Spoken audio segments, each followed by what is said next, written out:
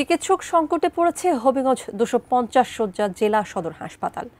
যথেষ্ট পরিমাণ চিকিৎসক না থাকায় হাসপাতালে এসেও রোগীরা পাচ্ছেন না চিকিৎসা সেবা। ফলে দিন দিন এই হাসপাতালে আসা রোগীদের ভোগান্তি বেড়েই চলছে।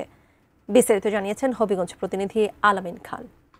হবিগঞ্জ জেলার 250 শয্যা সদর হাসপাতালে এখানে কিন্তু চিকিৎসক সংকট রয়েছে। পাশাপাশি রোগীদের অভিযোগ তারা আহ, সঠিক সেবা পাচ্ছেন না এবং বিশেষ করে যদি আপনাকে বলি যে হবিগঞ্জে 9টি উপজেলা রয়েছে এবং 9টি উপজেলা মানুষের একমাত্র যে ভরসার জায়গা সেটি হচ্ছে আহ, হবিগঞ্জ 250 শয্যা সদর হাসপাতাল।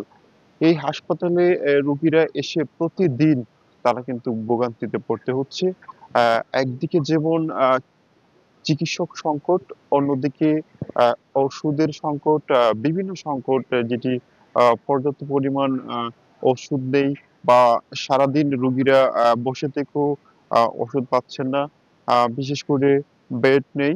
বিভিন্ন সমস্যায় জর্জরিত হবিগঞ্জ সদর আধুনিক হাসপাতাল।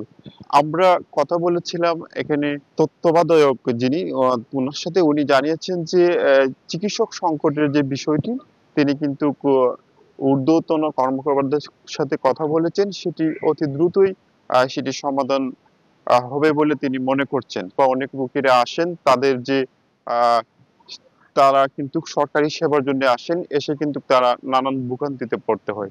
সেজন্য তারা দাবি জানিয়েছেন যে দ্রুত চিকিৎসক সংকট আরো যে সমস্যা রয়েছে হাসপাতালে সেটি সমাধানের জন্য যাতে সরকার পদক্ষেপ নেয়। তো এই ছিল হবিগঞ্জ।